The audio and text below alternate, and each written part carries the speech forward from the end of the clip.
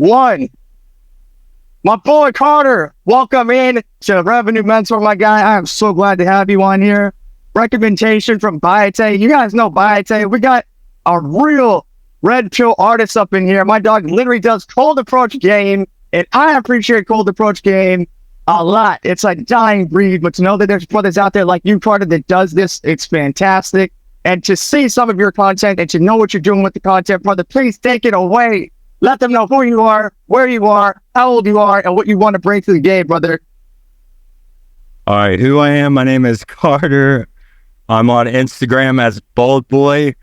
I've been doing cold approach, honestly, for a short time, like 6 months, just about the same amount of time as when I started my Instagram. So I came in as a complete beginner. And yeah, just been like on this crazy journey of being a social media influencer, and damn, it's just been a journey of transformation, a journey of, facing challenges. And yeah, what do I want to bring to the game? I want to bring inspiration, entertainment. I want to bring value, bro. Like, nothing feels better to me than speaking words to somebody and like impacting their life. So I want to bring some value, and it's pretty much me, bro. Yo, literally, dudes like me and all of us can really appreciate that. I love that you're already like shaping this in the frame of bringing value to people, because that's what we really are looking for when it comes to like our content online.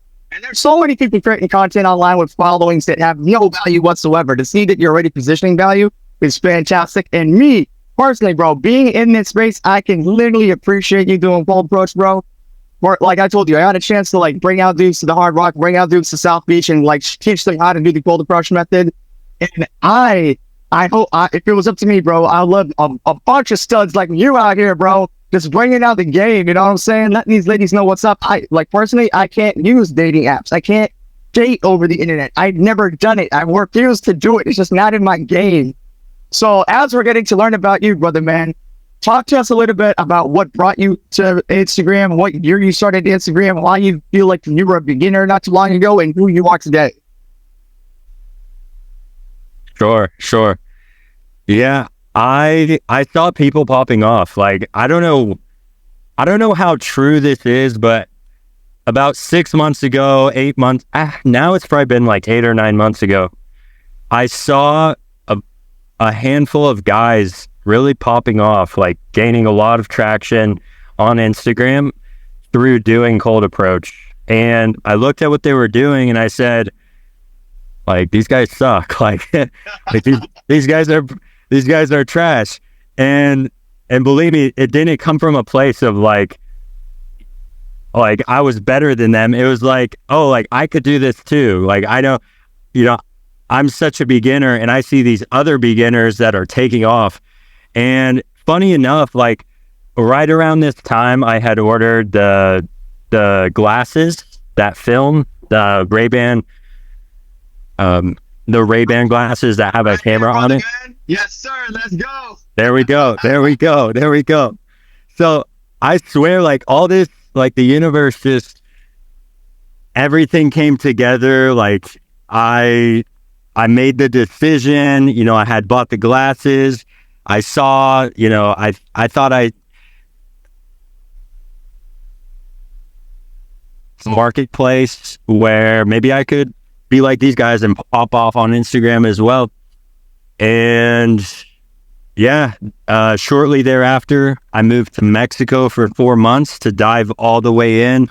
I basically dedicated my entire life to just building a following, to try to take advantage of the opportunity in the marketplace that I saw, and it worked. I mean, there was, I remember one day in Mexico where I swear, bro, I would just $1,000, it'll say like 10,000.1, 10,000.2, like every 100 followers you gain. And I remember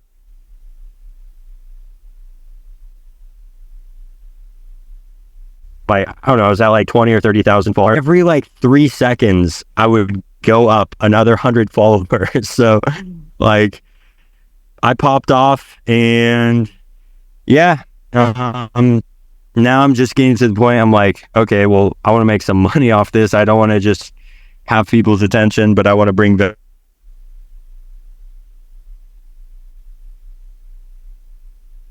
pay for it. 100%. Because like at the end of the day, supplying value is a value exchange in and of itself. You deliver value, you're solving problems, and the problems immediately are replaced with money. Because as we solve problems, saving people's time and solving the problems equals money if you do that exchange correctly, right? So I myself, based on everything that you're saying, I'm loving what you're telling me, bro. I have had the chance to enjoy some beautiful Mexican women myself, and Mexican women are beautiful. Like if you really dive into that, they're just really, really beautiful. And I don't know what it is about the broskies out there, but Mexican dudes, I'm sorry, man, you're ugly as fuck. But the women are just fantastic, man. Now, on a whole nother note, bro, there's something that you said that I liked a lot, right? You said that you were getting into this cold approach game. You saw other people doing it and they sucked. Like you knew that when you were watching them that they sucked. So now you get a chance to give us some of the value, bro. What is it that you saw in them that sucked, where you knew you could come in the game and deliver value because you got something better to offer the game? Yeah, so essentially they had no skill involved. It was mainly just having the balls to walk up to a girl and basically like start a conversation, which is great. Like that in and of itself is a huge step. Without that, you can't develop the skill of cold approach. But now, after, thousands of approaches, I'm realizing I have a whole world of opportunity as far as like skill that I can increase my skill level more and more. So now I'm actively learning myself in more intentional way. And then I'm also being able to, as I'm learning, like deliver these little nuggets of information to my audience. And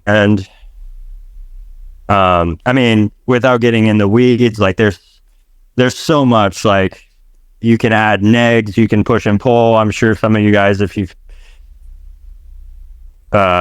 been exposed to the pickup community, you're familiar with like what push and pull and negs are. But yeah, it's basically like just getting past just having the balls to approach a girl into where you're actually like, I've been comfortable in cold approach for a while, very comfortable, but I wasn't actively learning. So now what I'm doing is I'm actively learning. I'm actively teaching what I'm learning. And it works, bro. That's the value I bring. This shit just works, bro. Like, I don't know. It's just human nature. It's the way females respond to, emotional spikes when you talk to them a certain way, and it works, bro.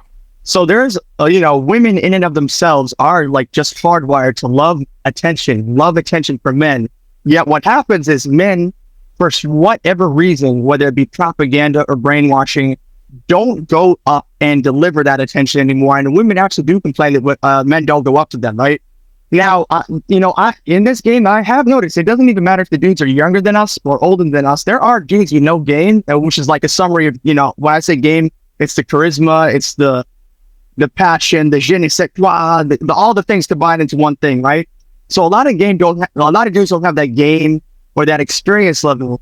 So for you, yourself, before this, YouTuber, red pill space content creation started, I would say around the COVID-19 era, 2019, 2020. Before that time, how did you, Carter, get that experience and skill level?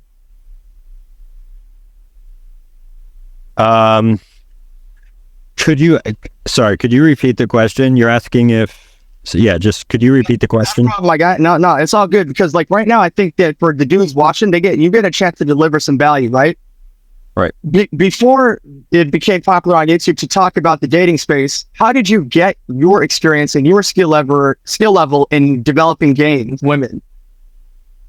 It was just by doing it, bro. Like for me personally, just like, and I think a lot of guys need to hear this. Like, like one of my friends, I heard him say, "Women don't just spawn in your apartment. you you just get out and you make it an intentional pursuit where you're developing social skills." And one thing that helped me so much was traveling. When you're traveling, you naturally are going to have to be social. You're going to have to ask people, where's this bus stop? Or you're going to have to get out your Google Translator if you're in a foreign country, and you're going to have to like tap someone on the shoulder, and you're going to have to make sure your body language is non-threatening in that situation. And I think just overall traveling matched with an intentionality of like, I'm going to approach girls. Like, I'm going to get out of my hometown, get out of my apartment, and I'm going to go and just, put myself out there. That is such a hack. And you just learn by doing it. And what you learn by doing it is you become comfortable. You gain comfort. And then once you gain that comfort, you can really start to add, you could call it gambits or like lines that you can add, where essentially you're just adding to your repertoire these little things, like little things that you can add to the conversation when you're with a girl, little things that it's like just you're picking up skill. And you really start to do that once you're comfortable. And you only get comfortable by just get your ass out there, get out of your apartment and talk to somebody. A breadcrumb of demonstrations of high value that kind of like lead to your mystery and things like this. Exactly. And those things, you can use them over and over again. So like once you have, like for example, just to like add this, it's like a little neg where you just look at the girl, like you're in the middle of a conversation, you're going back and forth, and you just look at her and you say, you blink a lot. Like, yeah, and like we could go into the psychology. It makes her essentially start to think about herself. It makes her go inside herself, and she starts to think about something that's usually very autonomous or autonomic. It's like she would never think about it. So you kind of make her self-conscious in a way, and it's a way that you can just be more dominant in the interaction, and you start to pick up on these little things that you can add. And it's manipulative to an extent, but it just works. Like at the end of the day, it works, and it's not meant to be harmful or anything. It's not meant to hurt anybody, but it's crazy. Yeah, it's crazy when you see it work in real time. That it was like a pure thing, and you were really recruiting this girl to be like your long-term partner, and you said something like, well, your sweater's kind of big, isn't it? And then she like starts thinking about stuff like that. You're literally in my eyes, you're bringing her into your frame and improving her for your life path anyway. So what you're doing is, yes, 100% innocent. I don't see it as malicious or anything. It's game. It is setting the frame. They are the women. You are the man. You bring them into your world. I'm best with that all the way, brother. I like that. I love that, man. I love that. So, let's do a quick shout out. Shout out to your dog, Casey Redbeard. He does a lot of traveling too, right? And let's go ahead and shout out my dog, Fresh, from Fresh and Pig. Those brothers hang out all the time. I've got a chance to meet Fresh numerous times. I know Casey's your friend, man. So if you want to go ahead and shout out to him real quick, because I know he does a lot of traveling. And then we could actually talk about what it's like to contrast women in the U.S. and women when you travel.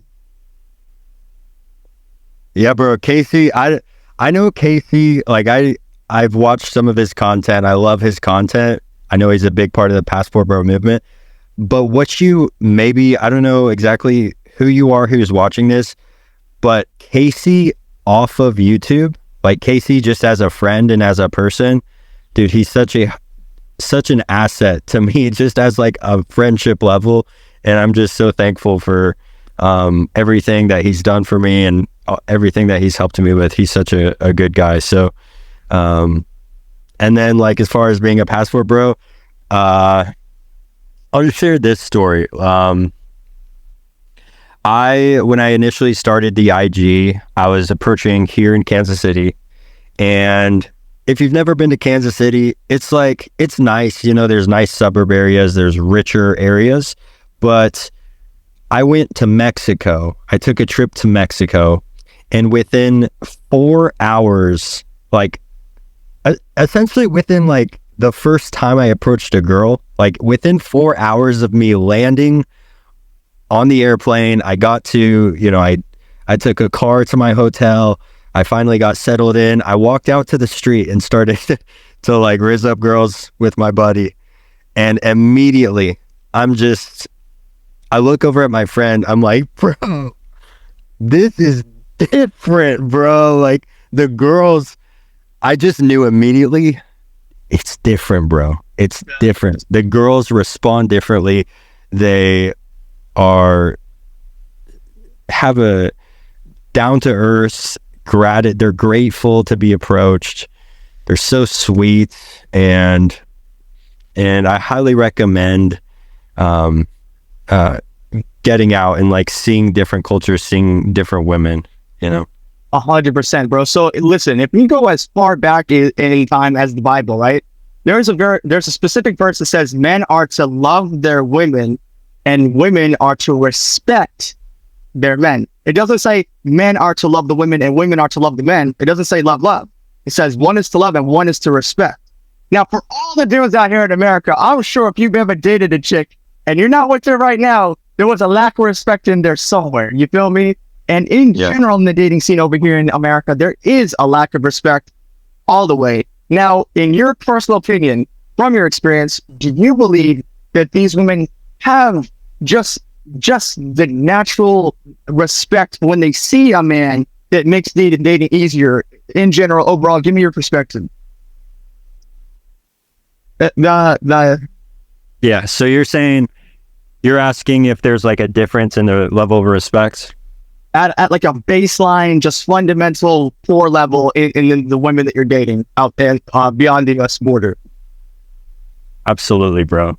It's almost you're laughing. It's like a level of respect mixed with fear, which is so cute. Like it's like a humility. It's like a humbleness where they recognize, okay, you're stronger, you're richer than me, you're able to, like, they just respect you as a fucking man, and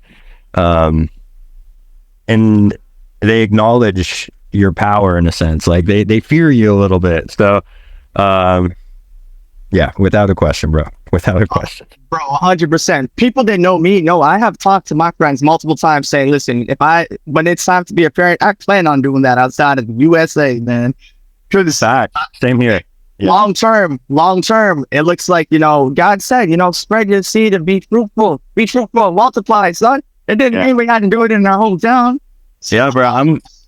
I'm saying, I got my eyes on like some Filipinas or some Latinas for sure, bro. Yeah, make some babies. And I really appreciate the way that you said, like, see, people here in this Renfield space, I'm just coming out of a meetup that we did, right? And I spend a lot of time investing in people and positioning myself to be an asset to them and add value to them. And I really like what you said about your friend Casey there, that he goes out of his way to add value into your life, So what do you think about, in terms of friendships here in America too, where you've got, dudes that are adding value to your life, and then of course with the women, do you, in your opinion, think that the girls outside of the US, they find ways to add value into your life as a man in the context of dating? Not really. I mean, okay. Yeah, like, to be honest, I have much more experience dating overseas, but just in general, like the women here in America, it's like, yeah, I don't see that the same, yeah, like my girlfriend overseas, she's like, essentially whatever I want her to do, she's like down for it. Like if I need a ride somewhere, she wants to help me get a ride. She enjoys being able to help me. If I like, if I want to smash, bro, she's ready to go. If I need anything or ask her to do anything, and she's so low maintenance, like she's not asking me for money. In fact, a lot of the times, like I would, I enjoy blessing her because she's such a good girl to me. Like, she adds peace to my life. She nurtures me, and it feels good to reciprocate and, like, you know. If you say that it's love, like, let's say falling in love, let's just have love for women. If she demands things of you, it's upsetting as a guy. But if she requires nothing, you will give her everything. That's how it feels. And it's like, it feels so good to be able to do that as well, to be at a position where I can, like, you know, bless her financially or whatever it is. And I trust her to be able to do that as well. It's not like she's like pulling it from me in any way. And then as far as like the women in the United States, it's much more, I just don't see the return on investment. Like, if I, like, overseas, like, obviously the power of the US dollar is real. So, like, dude, if I give my girl a Christmas gift, you know, spend like $100 or whatever, like, it makes a huge impact on her. And she's already such a good girl. Like, she treats me so well as it is. So then I come to the United States, and it's like I'm met with these argumentative, confrontational, like, they don't even, honestly, where I'm at, it's like not even hot. Like sixes walk around like tens here, because I guess it's just the sexual marketplace here in Kansas City. Yeah. And it's just like, yeah, it's just not worth the ROAS, return on ad spend, in this. One of the things that you said that I like about your own personal development is you kind of approach this from saying that you're like a student at the game and you're always increasing your skill level and stuff, you know? So that's one thing that I like about you as an individual, for sure. And then, you know, I myself, dealing with women, I've had definitely some really great W's and a lot of W's overall because I'm older. Now, but if you deal with women, if you know this, there's also taking a lot of L's. You're taking L's on a consistent basis, you know? So there'll be situations where I'm taking L's with women, and it usually always involves money. Whether it be at a restaurant date, or they want something, or they want more food to feel better. They want you to spend so they feel valuable. And it's almost as if here in America, they're approaching it from such a point of insecurity that they need you to give them so much so they can compete with other women and feel so special. Whereas the girl you're describing is just so humble, you know? And now you and me are coming to a point where we get to teach people and bless people in the game. And you've actually opened up a school community, which I think is fantastic, because you're getting a chance to teach people about these things. So in learning about you, Carter, what are some of the things that we're looking forward to that you absolutely, definitely are going to be teaching people that come to your school? Yeah, so one of the biggest realizations I've had, like, I remember the realization I had when I went to Mexico, and I looked at my friend and I'm like, holy shit, this is different. These girls are different, bro. And then another realization I had was I built a high status Instagram account. So I had always exchanged phone numbers with people, and if you haven't done a lot of cold approach, I've done a lot of cold approach. I have a lot of experience, over 1,000, maybe even over 2,000 approaches. There's a high fall off rate when you exchange a phone number with a girl after, like, let's say 60-second to 3-minute interaction. A lot of the times you don't actually end up going on that date. It's just the reality of the situation. So a turning point, or a transformational, like, oh shit moment, I built a high status Instagram account with a collection of very intentionally taken photos where I look as high status, as luxurious, as attractive as possible. Essentially, it's a Instagram account that I've set up. It's like a dating business card. I just look like a fucking stud. And I've even, you know, there's a whole strategy on how to use it as if Instagram was Tinder or Bumble. Like, you can actually use your Instagram as a dating app as well. So that has transformed my ability to actually cold approach and go on dates. Instead of having my phone number in their phone, they have a collection of, like, the most attractive photos, and, you know, it's like again, it's like my business card for dating. So yeah, that's been a game changer, and that's what I help guys create, is a high status Instagram account. And also there's like I said, the whole strategy on how to use your Instagram as a dating app. Plus, I mean, my bread and butter is Cold Approach, so I'm constantly, delivering value for free and within the school community for Cold Approach, and helping guys with this as well. I love that. And I love how the way that you phrase all these things, because I have worked with enough guys in the Fresh and Fit space. Shout out to Fresh and Fit, because this is a topic they talk about often, but we're talking about real experiences, right? And it is true. Even dudes that watch the show on a regular basis, even dudes that are hanging out with me and you that are doing the Cold Approach thing, don't put any time into their digital business card. But, it is important to look good in real life. And that is not the only means to attract women, but it does have importance. And your digital profile, I would argue, sometimes is even more important than that. Now, you're in a very interesting space, because you're teaching them, on one hand, you need to be able to have this digital skill, but you also need to go out there in real life. This is something that I'm the only other guy that I think like that too, that I know. But you've been able to crack that code where you need to look good online and you need to really be out there in real life. What I run into, and I'm asking you whether or not you can relate to this, is dudes don't take real life skill building, the skill very seriously, and they don't take the digital skill very seriously.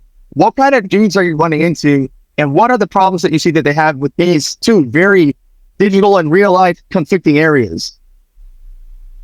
It's laziness. Yeah, I see a lot of laziness, and it's I see the laziness particularly with the building of your online image. It takes time, like it takes intentionality, and that's why I have built my community. It's breaks down. It's essentially, you're paying me to shortcut your time it takes you and your energy it takes you to find the photographer, find the location, like the specific location. Like I'm literally talking about, go to this chair and take a photo here. Like we tell you exactly what to do, what to wear. We find you the photographer, everything. So I see a lot of laziness, which is what we help guys with. And then also, it's just a shame too. Like it's so effective to just walk up to people and start a conversation. Like if you can actually just build a skill of meeting new people, and obviously we're talking about Cold Approach, it's so effective. Like it's such a powerful skill to build. And so it's just a shame because, these guys are missing out. And I guess it's good for guys like you and me, because the supply and demand, there's not a lot of people out doing it, or like the less people doing it, obviously it's even more effective. But yeah, that's kind of how I see it. Now, dude, literally, like the way that you're putting all this is, all right, let me say this, that ability and skill to go and talk to people, even if you're the Cold Approach and just speak to businessmen, it sharpens your game in business 10 times better. I am moving at 100 times the speed, other than doing it just by myself like a solopreneur. I'm moving at 100 times the speed because I go out and I network. Just the networking alone, iron sharpens iron on a whole other thing. But now I'm going to say that I would argue that the male sexuality, the thing that is suppressed because of propaganda, the need for sex from a dude was such a powerful force. Literally such a powerful force that it's why these buildings are built. It's why we have homes. It's why we have TVs. It's why we have phones. It's why we have Instagram. So if the power and the force of male sexuality is so strong, why are we in this paradox where men are showing you that they have shame and laziness? What did you come to determine in this paradigm? My first thought when you ask that, or when you say that, is like, it's so easy for guys to watch porn. It's so easy for guys to shortcut the process, and get the candy, but they never actually eat the steak. Right. So, yeah, that's my first thought. What do you think? Actually, I've had this conversation before, and dudes also think it's pornography. They'll say that what happens is pornography is so easy to obtain that the easiness creates laziness. That the laziness, ironically, it doesn't supercharge your need for the sexual desire. It just stops you. It just stops you. Yeah. So it causes something we are not lacking. It causes a stunting of your social need to talk. It's like if you're eating candy all day, you're not going to actually enjoy apples. You're not going to enjoy like fruit. But if you actually will withhold all that candy and bullshit, dude, a pineapple is fucking delicious. Like, fruit is so damn good. But these people who are eating like ho-hos and processed shit all day, they actually don't enjoy like fruit anymore, you know, or definitely not to the extent that someone who doesn't partake in that stuff. So yeah, it's like it just fucks you up. Like, you don't even have an appetite for the process, the pain it takes to actually like meet and fuck girls and go through the headaches like you talked about. Like, you get rejected and shit. So yeah, guys just reach for candy all day. 100%. And I'll talk about the rejection in a second, and I'll give you my experience, right? If it's an older dude who's like, you know, a boomer, I'm not sure what made them that way. It must have been some lack of social development or something weird in their life. With doctors, they just don't have time. But with the younger generation, the dudes younger than us, I think it's pornography, and something about their social development is lacking because of overstimulation with technology. There's so much technology that it's causing them to just not see the need that also makes them lazy. Something about pornography and technology that just stops communication, ironically. But let's talk about rejection for a moment, right? I take the dudes out the cold approach, and I cold approach, right? And like, let's say I'm talking to a chick, and there's just nothing. She's just not connected with me or whatever.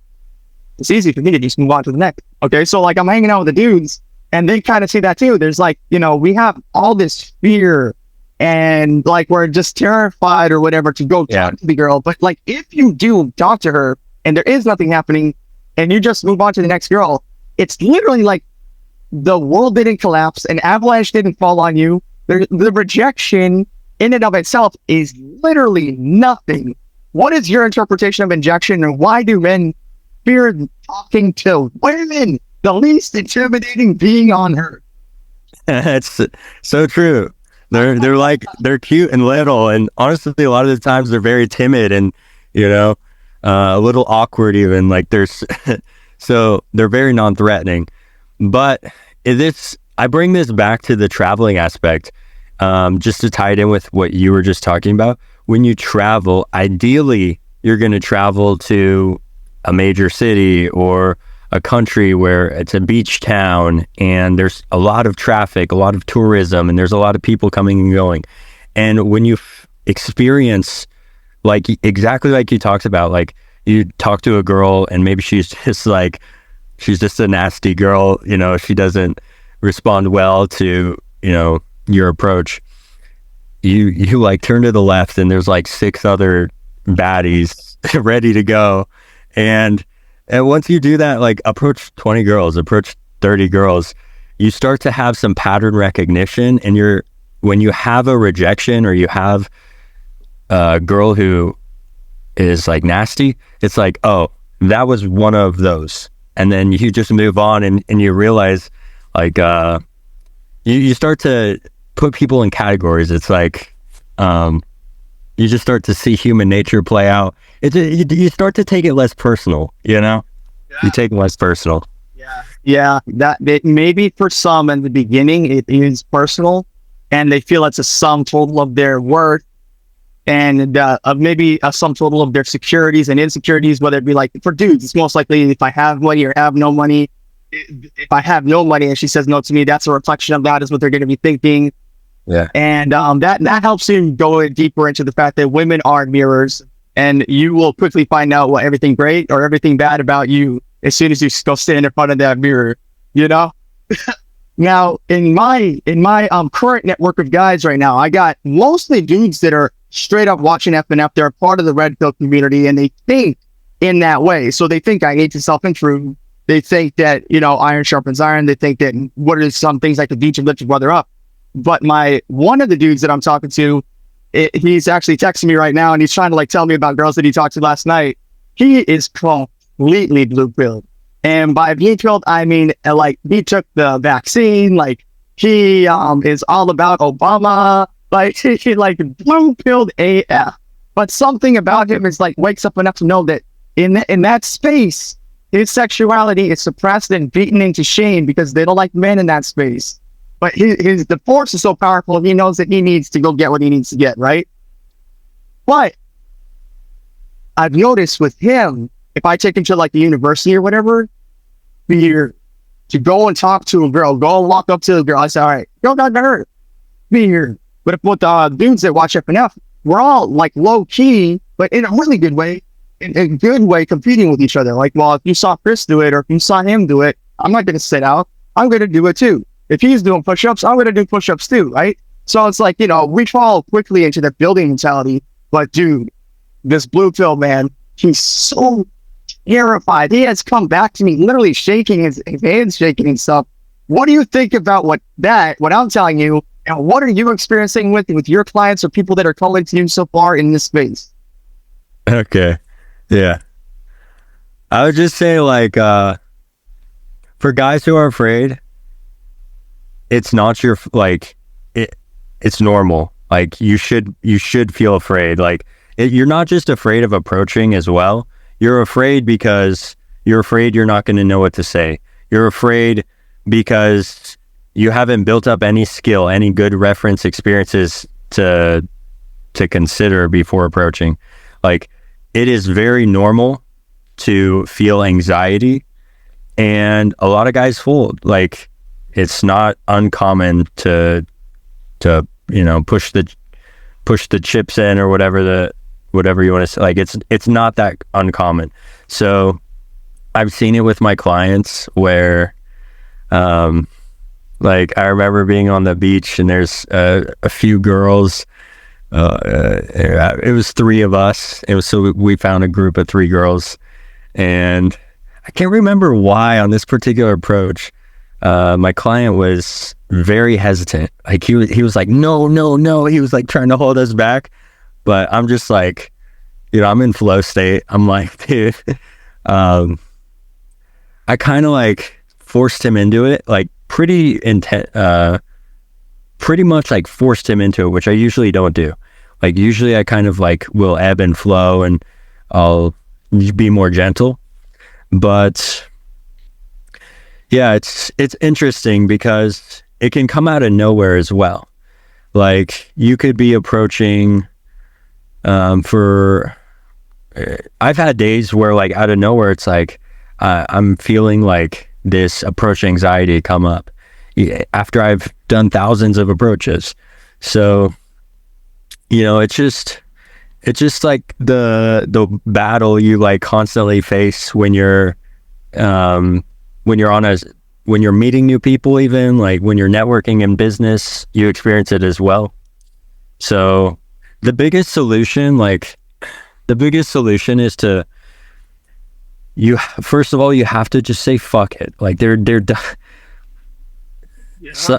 Some people want to like educate themselves to the point where it's going to be easier. Like, I'm sorry, but you actually have to just, like, at some point you just have to say fuck it, and then it only gets easier. It legitimately only gets easier because you start to build positive experiences, and you start to, like, once you've had like 10 girls respond really well to you, and within those 10 girls, you also had a handful of girls who were, maybe one girl was like really nasty, a handful of girls, maybe they already had boyfriends, or they were just kind of like, they kind of were like, just like they rejected you or whatever. But you start to see like, oh, okay, I can actually, even if I just play the numbers game, like even if I just show up and just play the numbers game, I'm going to have success. So you get rewarded for showing up, And at the end of the day, like, do you want a girlfriend? Do you want to have sex? What? I mean, if you're not getting girlfriends and if you're not having sex through your social circle, through online dating, or maybe you're not getting the quality you want, or whatever, like cold approach, you can do it anywhere. And like, it's so easy to get into, and it's extremely effective. Dude, I think you're hitting a lot of nails right on the head. I can relate to a lot of what you're saying. Even I think social circles are dwindling. So for me, I've made new ones. So like, you know what I mean? And I think that is dwindling. So therefore, people need this. Now, for everybody tuning in that's watching Carter for the first time, my boy is actually opening up more long-form content than ever before, which is kind of the whole premise of this call, right? Now, for me, everyone that knows my Instagram before, it got blown off the face of the earth. It got hacked. It's gone. My follower count is Blackbird, so please go follow me. But for right here, right now, my dog Carter has 150,000 followers on Instagram. His short form content has been killing it, nailing it, destroying it. You need to go follow him right now. If you're not following him, you're missing out on someone who wants to add value to you, who wants to give you the game, who wants to give you the sauce, who wants you to have more women, who wants you to be making love. Who else wants you to do that in your life? Probably nobody, right? So if you're not following him, you are crazy because, you know, Carter, when we talked yesterday, man, it seemed like some of your responses to me were a little short, like you kind of figured out what's going on. You feel as if you've been making short form content so much to the point where you don't even know about the long form content, but I would argue that you're doing fantastic. We've been talking for damn near an hour right now.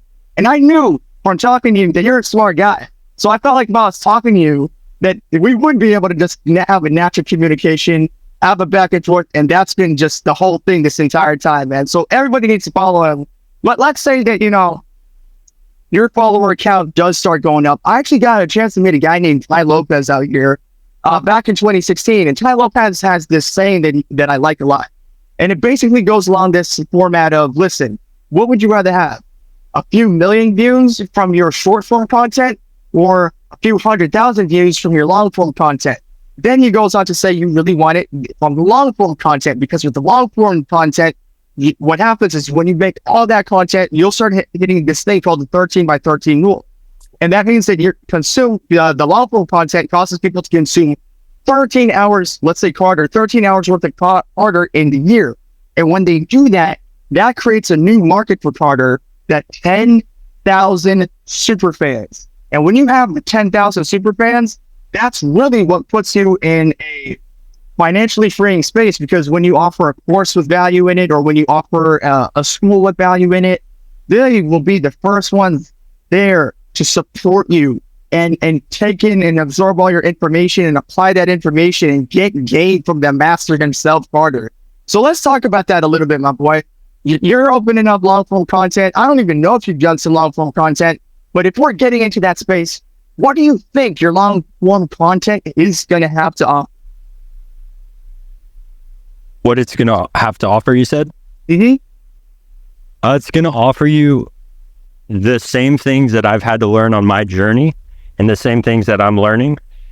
Like, that's what I have to offer. You know, I can only stay in my lane to an extent, and I'm just going to speak what, you know, from a place of what I've learned. And, you know, as far as what I've learned how to, you know, I had never left the United States, so I can teach you how to go overseas, you know, enter a new dating market, and then basically go from zero to smashing girls. So, yeah, I can definitely like hold your hand on that as well. So, and then also, like, I mean, everything in between, you know, fashion, social skills, just in general, things that will apply to your business, even like when you're talking to friends and family. Yeah. So, dude, like literally, right? Sometimes I'll have these group Zoom calls, which I'd love to be a part of, right? We just throw out the link to all the brothers in the brotherhood and let them hear what we got going on. And on one of the Zoom calls that I was doing, I listened to one of our brothers, and he says, yeah, I don't really know anything about crypto And a few of them started saying, I don't know anything about crypto. So I know one of my brothers out here in South Beach, he does nothing but crypto all day long. So I organized a Zoom call. I said, yo, listen, I know you're trying to come out with crypto content. I'm going to send out the link to everybody. Everyone's going to talk about crypto, and you're going to host this Zoom call. Or not, I hosted it because I'm kind of able to kind of pair the connections of like who should speak and when. But you're going to teach this Zoom call. And as you're teaching this Zoom call, you know, people are going to get a chance to ask some questions. So that was my way of providing a lot of value because I was able to connect a lot of dots, right? Right. Now you're saying, dude, I will be able to shorten your process if you're watching my videos. Because if you're a dude watching Carter's videos, he's gone through the journey and you have it. He can tell you why the journey is useful. He can tell you why traveling is important, why passion is important, how to develop social skills. And if you listen to him, these social skills will improve you. So, you know, Carter, dude, let's say that you were doing one about traveling. I myself, I need to get my passport renewed right now, man. That thing went dead somewhere. I got to go out here in Miami and get it all fixed, right? But let's say that, you know, you say, you know, I'm going to do a 40-minute to 1 hour video about travel. And the whole context of the video is going to be similar to like when you're in school and you write a bad paragraph essay. The topic is traveling, and I'm going to talk about bullet point, bullet point, bullet point, bullet point. Let's talk about how you see that opening up. Did you, like, for example, we're having this to talk now. You can do Zoom calls, right? Record them, upload them. I plan on giving you this video. You can do just straight talking to the camera and delivering out your game. What are some of the thoughts that you've had in your head for the vision that you have as you're kind of coming into this, you know, teacher, education, influencer, edutainment guy, and you're becoming this brand? What do you see yourself and how you delivering these videos? I'm not sure I understand your question. How do you see your content being consumed? Do you see it being consumed like a call-in videos or straight to the camera vlogs or podcasts? Yeah. I like setting up a camera in like a nice little beautiful place like this. And just delivering a message, you know, whether it's talking about social skills, talking about traveling or whatever the topic is, just like talking to the camera. Also, I like doing Loom videos, like being able to just like jump on my computer, go step by step, and just like packed with information, you know, in a super organized way. I like doing that as well. And then also I love podcasts. Like I love having conversations like this where we kind of like dig out nuggets of information from each other and, you know, just like shoot the shit. Even sometimes some golden moments happen. And I think that also builds trust with people when they see you just in a normal conversation as well. 100%. So there's a couple ways that I do this game myself, and it works, right? So let's say that from even a Zoom call or from Rumble or from YouTube or from OBS, you're live streaming and you're talking from a live stream and answering questions or just talking, right? One of the strategies that I find works the best is that, like, if you know you're going to talk for about, let's say, 40 minutes, the first 20 minutes is very introductory, very much about the subject and very much like, you know, about XYZ for the topic of the day. But the next 20 minutes, you stop the live stream and you can only access the video behind school, your school, right? They can only get the full video on your school. You know what I mean? So that gives us like a whole reason to go and get even more value that you're able to cram into school. Because the Loom thing that you were talking about, I think is fantastic, again, for school, because you're able to pack in so much information that you guys need to join the school and see what he's really trying to tell you. Because on the social media, one of the ways that I tell people that I like to organize social media with advertising, and I'm calling the clips advertising, for long story short, is that the let's just go into that for a moment, right? The short form content, I consider that, if you were to talk about business, they're kind of like a sign spin, right?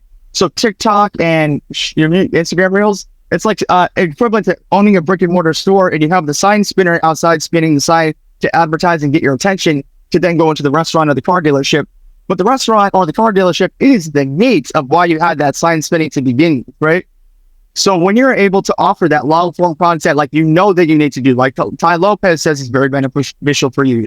what it comes down to is that once you have these meat and potatoes, I think from my personal experience, it comes down to just setting it down. Like, I'm going to do this Monday, Wednesday, Friday, or I actually might be doing Tuesday, Thursday, Friday, because that might work best for my schedule right now. But it helps to have this kind of a structure. And when you have this structure, it just allows you to deliver that meat and deliver the real, like if you're going to talk about fashion, why is it that I'm mixing and matching colors? Why is it that and that is what I'm trying to say, is that the advertising is why you need Carter, but behind the paywall is how to get the best out of Carter.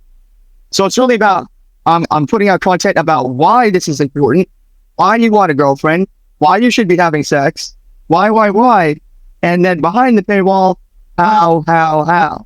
Okay, that makes sense. Exactly. So it's like, why, because you're lame and you're watching pornography and you're jerking off and you don't talk to anybody. How? Well, go look at my loom videos. How. So right. With that understanding, it helps you do, like, let's say, I don't know if you're on TikTok, I'll follow you anywhere. Let's say, you're putting out the 1 minute videos on all the social platforms, YouTube Shorts, TikTok, Twitter, all of them, right? Instagram, all of them is short form 1 minute clips. But with the structure, it becomes very easy to like delineate, okay, why you should be traveling, why you need to look good, why you should have social skills behind the paywall. This is how you travel. This is how you look good. This is how you get the social skills. And that. Okay. And then so like if I made a video, why you need to travel, then the call to action would be like, okay, and then you can, if you want to learn how step by step to do this, that's, join my community. That would be like the call to action. Link in bio, motherfucker. Link in bio, motherfucker.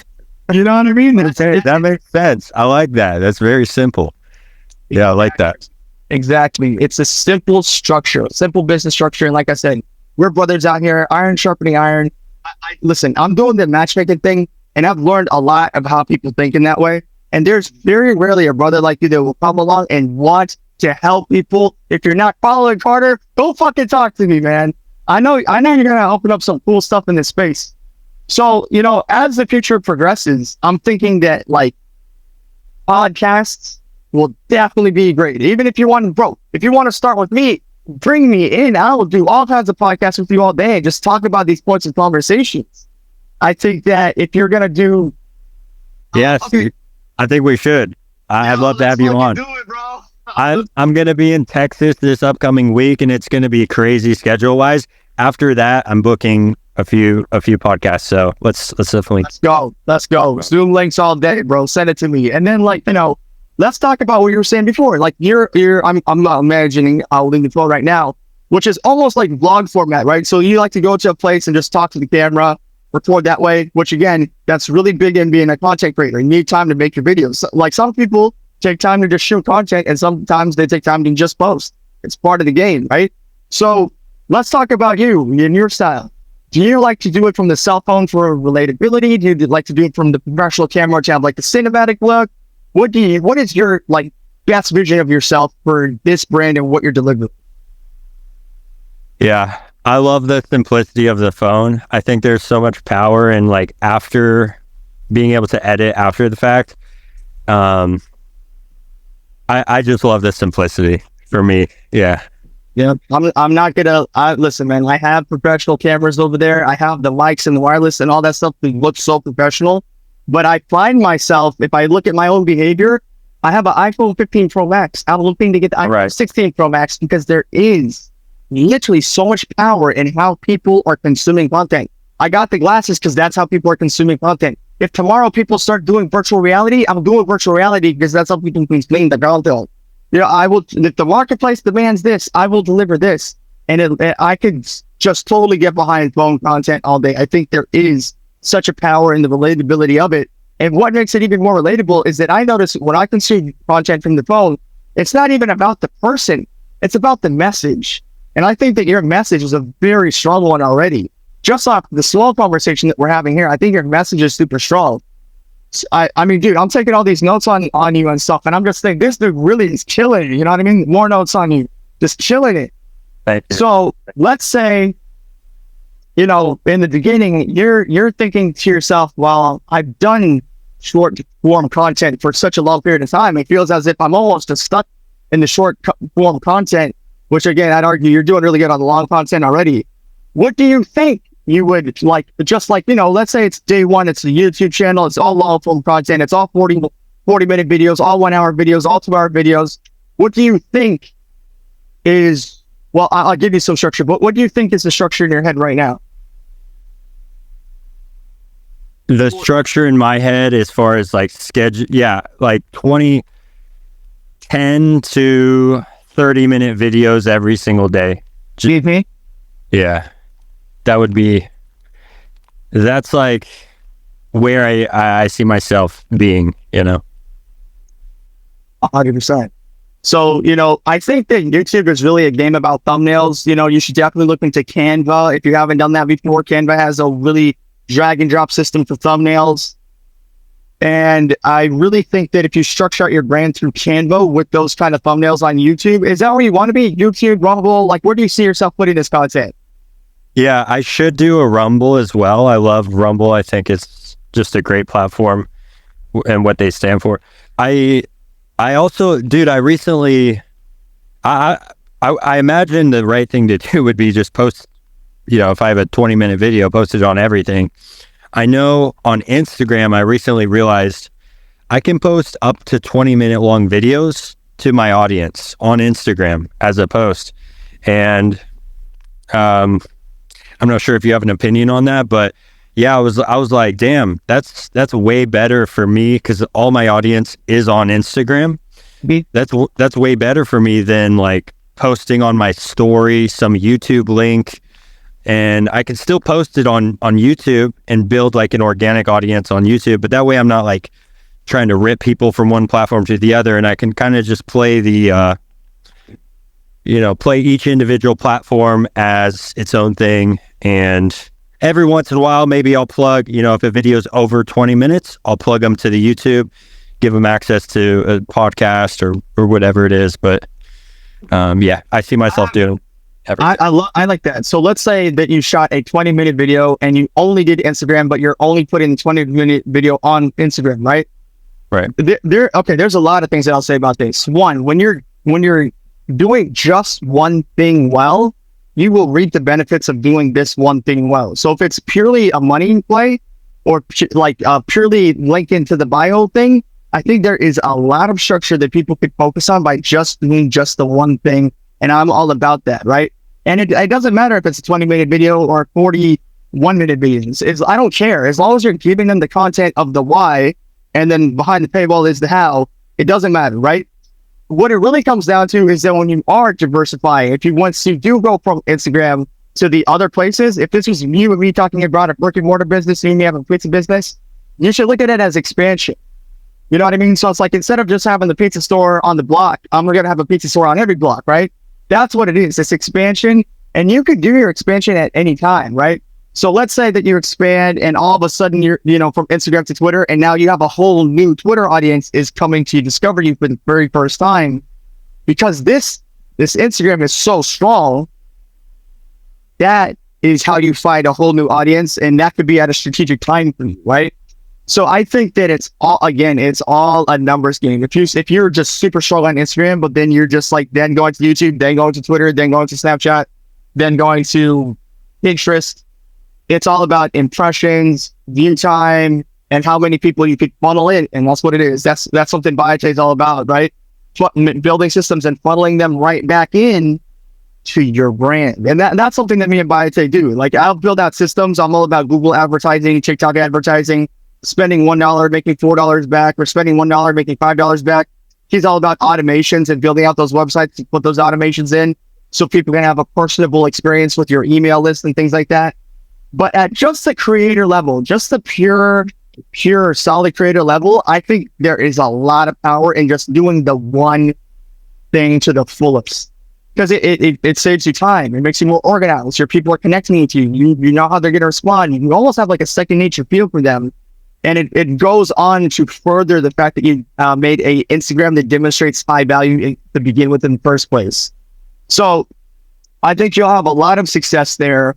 Now, you know, it really comes down to, let's say that your Instagram is so powerful that by the time that you start putting these 20-minute videos from Instagram to then YouTube, it might be best for you to actually be organizing a podcast run if you reach a certain like level, right? Like let's say that 150,000 scales up to 250,000 by your metric, and now you have 100,000 people of a new audience, and you're messaging like Fresh and Fit, or you're messaging Casey Anthony, your boy, or you're messaging the Value Chain podcast, or you're messaging Pearl. Shout out to Pearl. You know, if you're messaging other people, they're seeing that you're having such success here, that now because you're organizing a podcast run and you're going to go talk to these people on their podcast, now you're opening up the YouTube audience at the same time. That might be a structure that you'd be looking to get into, because again, the dating space isn't only hot, but I'm realizing that the dating space is a problem that's never going to really be solved.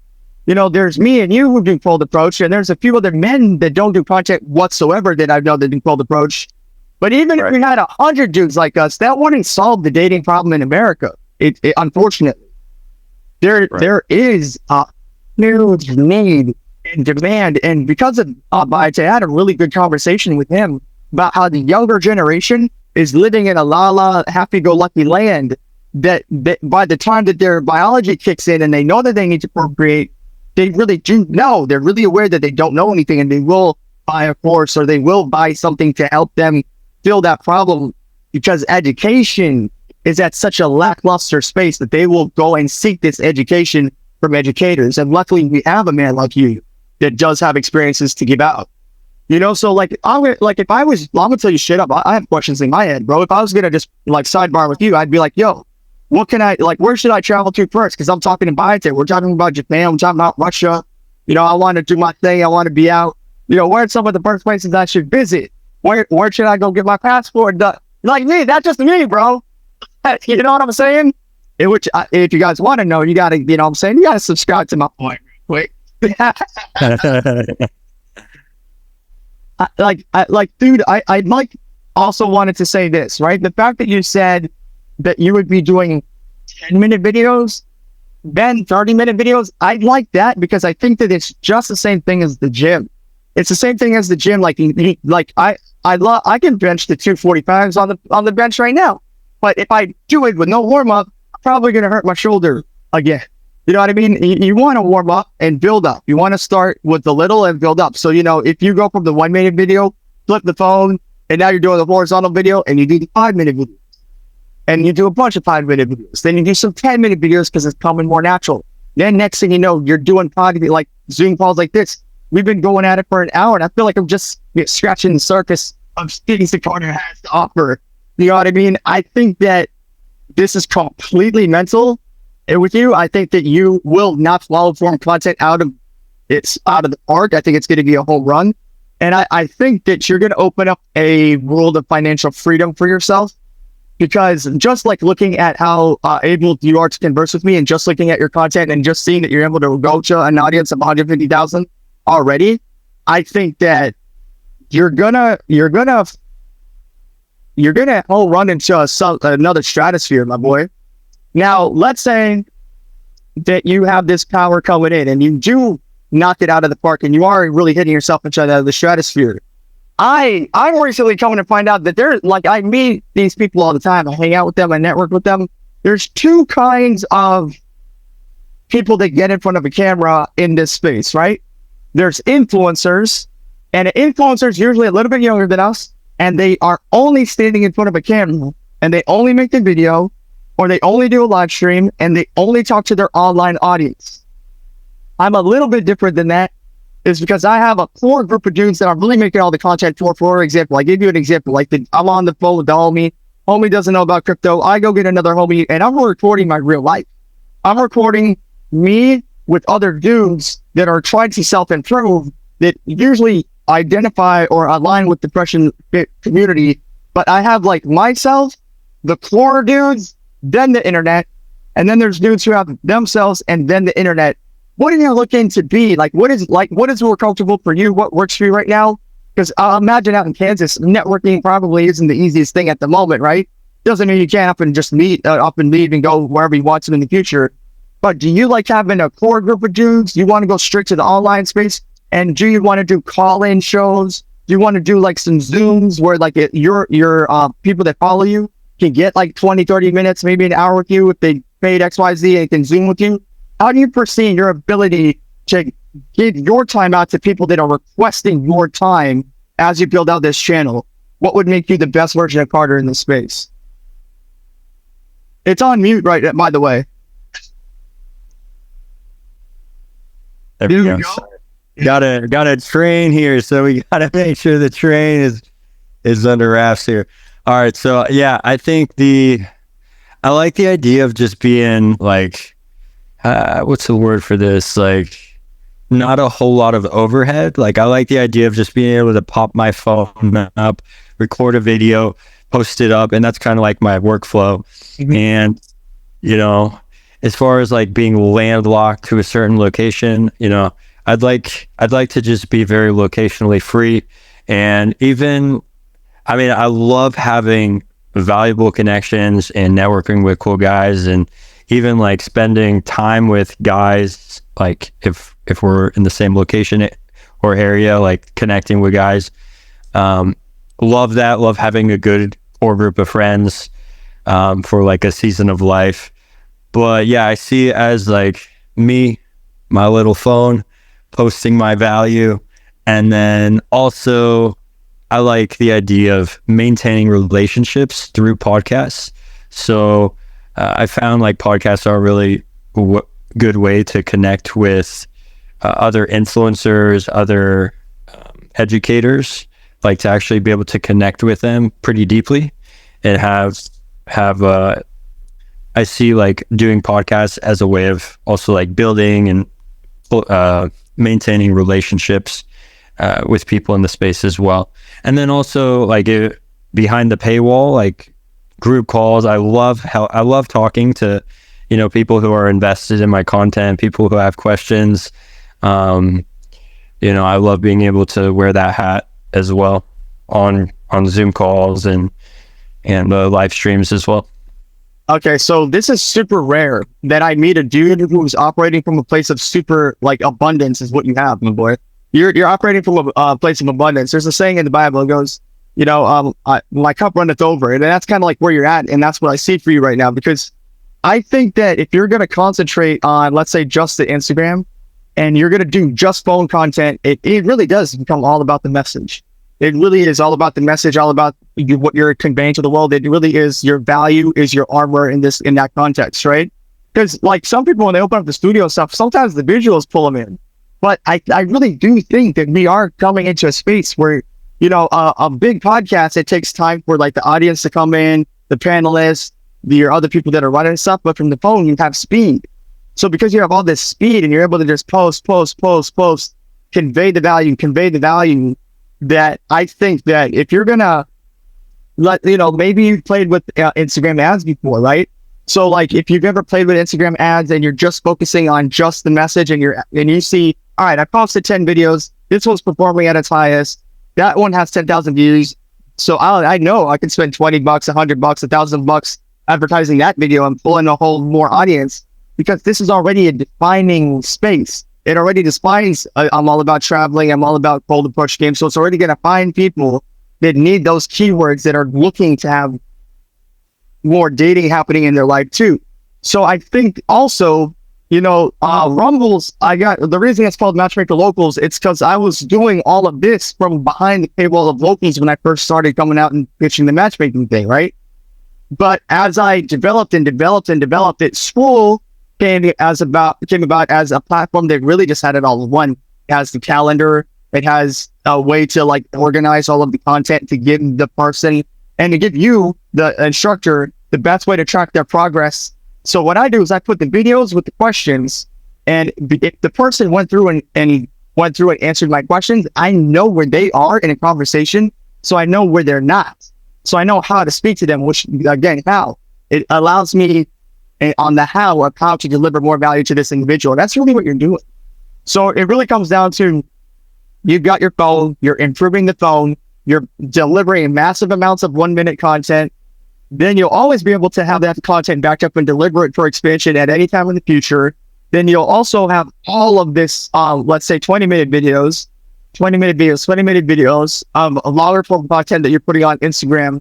Now, what you'll see is who is holding your attention, because these long videos are an investment in your, we're going to use the word super fans, and they could be anyone. They could be, super fans, supporters.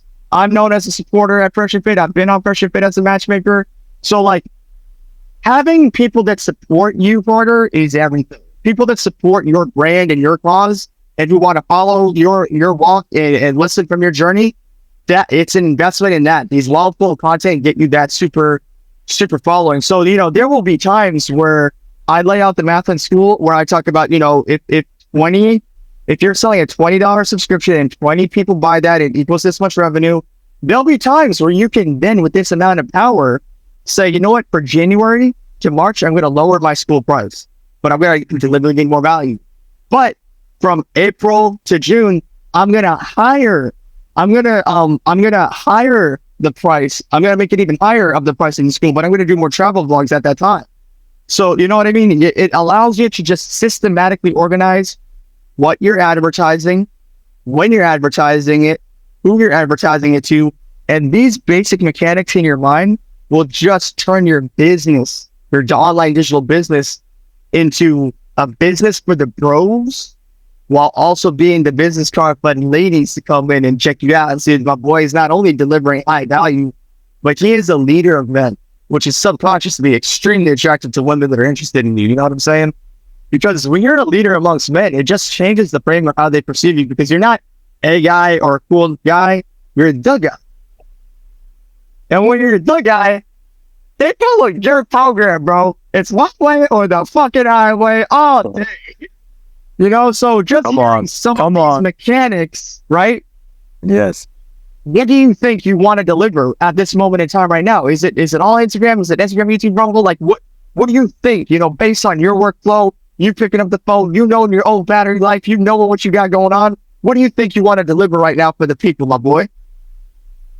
Yeah, definitely staying on dude, I post, as of right now, 1 to 3 reels a day. So keep on that. That's like a good steady pace. And then I'd like to do, like, again, every single day, a 10 to 30 minute video on, my idea is to post it on Instagram and post it on YouTube, and like cultivate to do it on both. And as of right now, I could see myself doing that like every other day. Some weeks I could do it every single day. And that's pretty easy for me to maintain. As far as podcasts go, I like doing those just kind of when they pop up. So I that's kind of like the answer. Yeah, no, dude, I love this because it shows me that you have a long-term play here, right? Because the Instagram thing is so direct to consumer. It's so like everybody that sees it. It's so like, I already saw that on Instagram. I know what you're about. That it substantiates what you're doing regularly. It just reinforces who you are. And then with YouTube, if you change the title clickbait to be for the searching, because it's education at that point. It's education. So if you change that, if you frame it in a way where they can search it and they could just search, like for example, when you were younger, when YouTube first started, you might have actually said how to get bigger biceps. You might have actually typed that at one point in your life. And then there's dudes type it or lifting the biceps in different ways. So you got to think that simple. You got to realize there's a dude in high school who was a loser, and he's 19 years old now. He's just getting into college, and he's like, how to get women. And, just a YouTube video like that, just a simple YouTube video like that, you might be the first encounter that he has with a male mentor that has experience. And so you think like very simple titles like that are effective? 100%. Really? So not only are they very effective, But there's the mechanics of it that me and Baite will talk to you about. And it really comes down to if you're going to use YouTube, the powerhouse behind YouTube is Google Ads. So you can make it very simple on the front end, but the back end of YouTube is Google Ads. And that's all about the keywords. And the keywords is what you're spending money on with your dollars, right? So even though it says how to get women for YouTube, that is very face value. But to hit the bigger audiences, you got to pay to promote to get into people's faces. It's all a purchase game, right? So the keywords might be like red pill, dating space, travel vlogs, travel to get women. You can use ChatGPT or me and Baite. We'll go and put some research into figuring out what are the keywords that most predominantly describe your content. So what will happen is if you spend $100 advertising a YouTube video, that is how it gets to the thousands of views, or that's how it gets to the, let's speak in business terms, right? Let's say you spend $1,000 and it reaches 10,000 views and 10% of that following then converts into going into your school community. That is how that happens. So there is all strategy behind it. It isn't just post, and it's muted, by the way, just so you know. It isn't all just like post and it just takes off like magic. There is no post and I'm going viral like magic. It's all 100% Google Ads, spending power, to the strategy of getting my content to the specified audience, which I'm glad that you have. I have to talk about demographics a lot with people, but a very specified audience, men that are looking to date women to self-improve, to then go out and do traveling. And listen, I've talked to like, let's say 50 different guys that I know, that I have in my phone that I send out these Zoom links to all the time. And I know like a handful of them are a handful of dudes. I think there's I know Drew likes to travel, Loons likes to travel. That's two right there. There are dudes that straight up like to travel, and that might be your biggest strength, right? Because, I mean, you've already got, you know what I'm saying, you probably got a few baby mamas in the Philippines, you got a few baby mamas in Mexico, you know what I'm saying? And that's just from talking to you. I don't know all the places you've been, you know what I'm saying? I don't know how many kids you don't know you have, bro. But, like, that might really help dudes, too, is, like, how to travel. Like, is that, like, if you talk to dudes, they don't, like, it's like, there's a metaphor of friendship bit that they use all the time. Like, the queen moves all up and down the board when we play chess, but the men move one step at a time. Yeah. And because of that lack of knowledge on how to travel for dating, most dudes don't know how to do that, and most dudes don't travel. Most dudes just stay where they are. And if you know, you might have to call Spirit Airlines and be like, hey, listen, you're getting all these tickets because of me. You need a sponsor, or not even Spirit, like a better airline. You know, you may have to call them and be like, you guys are getting all this influx of travelers because of me. I'm helping these men travel, bro. It's me. And that opens up a lot of value for you because I'm not specializing in travel, but you are. You know what I mean? So that, again, that just opens up more of a specified lane. That's only if you want to be the top notch in this field, the top of this mountain is Carter. And you must go to Carter to understand. You gotta go to the boss to understand how to become one. You know what I mean? And I think that there is the only other dude that I know that really capitalizes in this space is Casey Redbeard. It's just one guy. It's just one guy out. And this is just like hearing about him from the podcast. I don't even know another dude and that's just one guy. I don't even know where he lives. Is he out here in Florida? He lives out here in Florida, bro? Casey? Yeah, no. Yeah, I don't even know. I know that he comes in and he hangs out here in Florida with Fresh and stuff, and you're out there in Kansas, you know, and you start with your local audience, but then of course on the internet you're branching out. You're gonna kill it, dude. I really think that you are. I know today, this 2025, in 2030, I'm talking to a fucking powerhouse of travel, a powerhouse of dating opportunities, education that you've given men. I know I'm talking to a powerhouse, dude.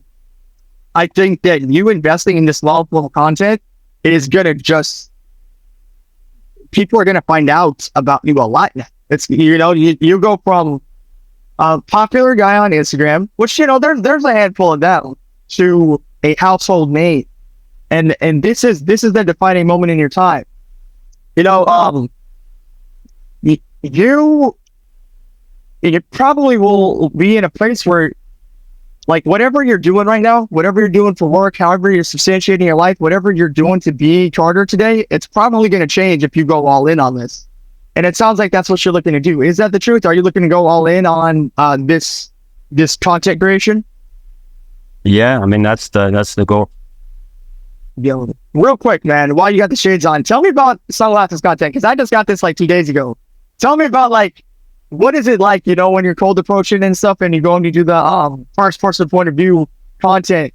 What is that like so far? What is it offering, and what can people learn from that?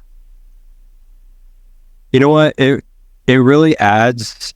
I remember the first time I went and did cold approach, like with the glasses, I had an interaction with a girl, and I remember at the time I thought that went bad. Like, you know, in the back of my head, I was kind of like, she was kind of a bitch or whatever. Like, you know, I was like, that was bad or whatever.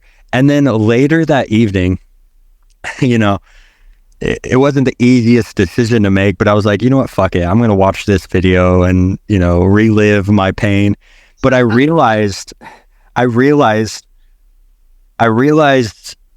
something within that interaction that I could have improved on. And I realized it was specifically this, my ability to like, it's called conversational flow, being able to understand from beginning to end how the conversation should go. Like basically having a sense of direction with the conversation, leading that conversation. And I failed, bro. Like I wasn't guiding that conversation, and the girl looked at me like, what the fuck are you doing? Like, like, aren't you gonna like ask me my number or whatever? Like, I realized I fucked that up. You know, she wasn't just being rude. She actually responded very nicely to me, and she was super open, but I just simply didn't move the ball forward. Right. So that's what I can say about the glasses. The best is if you want to actually take the time to like study your own approaches, and dude, just buy the glasses. It's a few $100, buy the glasses. It's so easy to look at the footage and everything. It's so freaking easy. I do it every single day, and that's what I have to say. It's a big win. And then plus you might get a couple 100,000 followers on Instagram.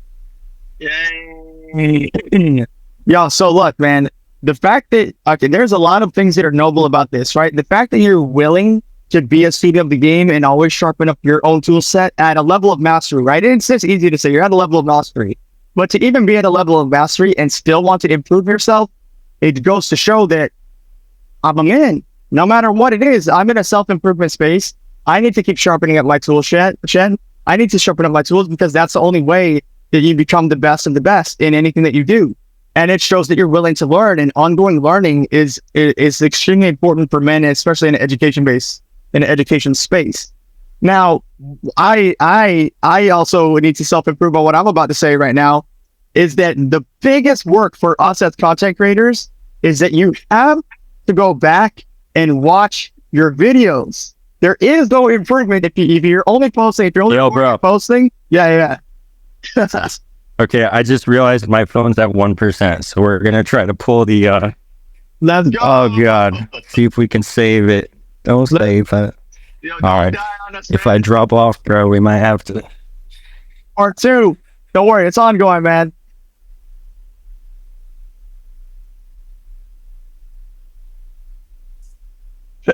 Mission impossible right now. Get the cord. Cut the red wire. We're good. We're good. I think we should be good. All right, good shit. But yeah, no, what I was saying is that the biggest work for being in the content creation space is going back and watching your videos and improving your on camera persona, your on camera appearance, right? I found all kinds of things out about me, right? No, like in the beginning when I was first doing this, there'll be times when like I blank out, even though you have a bunch of things to say, or there'll be times where like I click my tongue, like I'll suck on, like just like, or breathe too much. There'll be certain things, like little things, and you got to just sharpen it. You got to fix it. And the reason is because the content is what you're living through. So these people consume the content.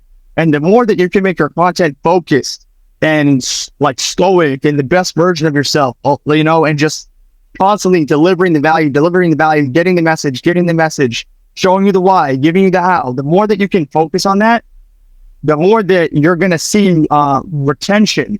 So the longer that people are going to watch the video, the longer that people watch the video, you're making a huge investment because while Carter is living his real life, digital Carter is out working for him, right? It's like when you invest in stocks or crypto. You say, here, I spend $1 in the stock market, and that dollar is my employee, and that dollar's job is to go bring back me more dollars. Same with the digital thing. This video, this content I'm investing in, is going to work for Carter while Carter's asleep. Like, this video is going to go bring Carter 20,000 new followers, who are probably 10% of that are going to buy my school membership while Carter's sleeping. So, it's all a system and a program. So you're going to kill it. You're going to kill it in this content creation space. So, like, in your mind, when you're doing these long form content videos, what are some of the first places you think you'll, maybe grab a tripod, kick up the phone, start talking to it? Is it going to be in your own backyard? Is it going to be traveling? Where do you think your first, like, if you were to just envision it? And also, you were giving us a gem, by the way, the direction of conversation, having a direction of conversation, that's a gem. That is bro. That is that listen, in sales, and I talk about this all the time, sales is very like structured. It's identifying the pain points of the customer, being empathetic to the pain points, asking them if it's business or personal, giving them insurance or not, setting them up with everything, making sure that they don't need to come back. And if they do come back, it's only specifically to buy from the store again, not coming back with a problem. You're giving us sauce right now. It's all about the direction of the flow of the conversation. Where do you see yourself setting up these videos to drop these gems, man? I like to find beautiful locations and go there. I like the idea of filming at the house, and it's super easy just to pop the camera open and get your work done. Maybe a little bit of that as well, but there's something that's I really like when people are walking in the background. I like when there's a beautiful trees and stuff in the background. So yeah, that's how I like it. Now, let me ask you this, right? We live in a world where the kids are just throwing a camera on their computer and they're live streaming, and that's it. Why is the right world so important to you, which is where cold approach happens? It's where the energy is, man. Like there's just something about it. Like there's just I was just, what? I haven't been to the gym in a long time. I have a home gym. I went to the gym for the first time today, in a long time. And I'm telling you, there's just something about the energy, bro. Having people around, there's like, I think there's something spiritual to it. I also think it's just something like when other people are around, you want to be the best version of yourself.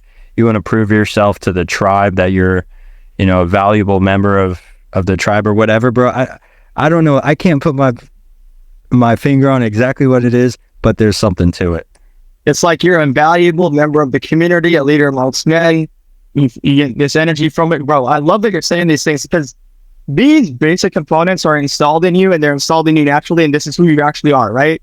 And those small things are missing. Those small things are missing out of the people.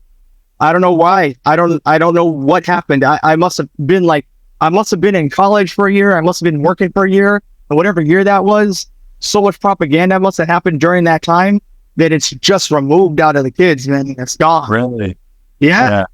They like, you might have natural extrovertness in you, or you might be an extrovert, or do you feel like you're more extroverted and introverted? What do you think? Bro, I feel like hell of an introvert. Like, but I think it's a choice. Like I've decided on some level to become an extrovert, I suppose. But as far as like, just like if you look at my history, I'm a fucking introvert, bro. That's cool, because like I think that people talk about that personality characteristic a lot, right? And if you go from the intro perspective of a human being, there's so many ways to diagnose the internals of how people operate and their personality types and stuff. But introvert and extrovert is concentrated on a lot, right? Now, for me, I've always been able to do the extroverted thing. So dating in that context is simple, because if you're going to go off just the energy of dating, I do this all the time. I think that if you want the most return on your investment for the shortest amount of time, high energy in front of a girl is going to get you the girl faster in that simple context, right? So being introverted and is not an excuse at all. Because if you're saying like, yo, listen, I'm introverted and I might even think about the world or interpret the world through that lens. Right. But when it comes to this dating thing, your boy's I will do what it takes to succeed. It doesn't matter. To me, I think it doesn't matter because here's the thing. There's introverted girls and extroverted girls, and there's like some guy who's coming with super high energy. Some girl's going to get freaked out by that guy, whereas some chill guy comes along who's just kind of super low key. He comes, interacts with that girl, and it's a super nice connection. So I think in general, if you have higher energy, you can probably be a little more dominating and you can maybe have a higher percentage of success. But if you're just a super chill guy, or maybe you're just feeling like chill that day, dude, you still need to get out there, and there's still girls who are going to be like optimal for you in that state. Bro, this in and of itself is a good video. Like if you were to title it, what works better for dating, introverted or extroverted? There's no answer to the question. So it's a good clickbait. What's better? Yeah. And then you just listen to like, yo, because like there's that meme too, the chill guy meme. Do you remember that? Maybe the whole world is demanding that too. Maybe the tide is shifting, you know? But because there's no answer and you could go in on a deep dive and just give them all the game on both sides and why it doesn't matter, and you need to keep playing the numbers game, and you need to just keep doing the skill to begin with. And that's the core fundamentals. And then you teach more about the fundamentals in school. These are the things that are going to set you at the top, bro. These are the things that push you ahead of everybody else. No, you're right. I'm thinking about, I'm like, I could make a video on that for sure. Like, that's a good video. Yo, for real, dude. And then, of course, like, I mean, introverted, extroverted, traveling, fashion, all these different things are such good content. It's like, you know, while I got the boy on the camera phone right now and stuff, is there a couple things you want to talk about fashion and how maybe that boosts male confidence or how you be perceived in a social setting? Anything come to mind in terms of how you look? Yeah. I'll just say the best fashion advice is to get abs, like to have a nice physique. There's no shirt or jacket, like there's no $10,000 suit you can buy that is going to give you the results of just having a nice, healthy physique. I'm not talking about being a bodybuilder, just being like in a good, healthy state. If you want to get some nice muscles and whatnot, like you should do that. But yeah, get a nice physique. That's number one. And then just wear like slim clothing. Wear something that complements your nice physique.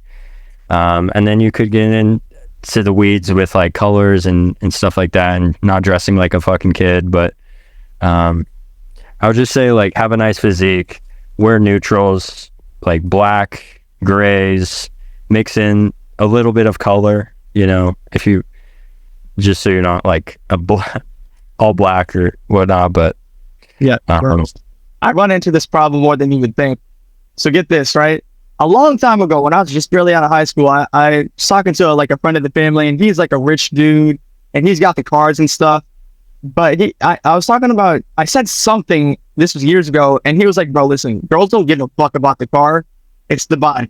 Okay? If they have to fuck a fat ass, by the time you roll around in your Lamborghini, they're not going to want that in the long run. You know what I'm saying?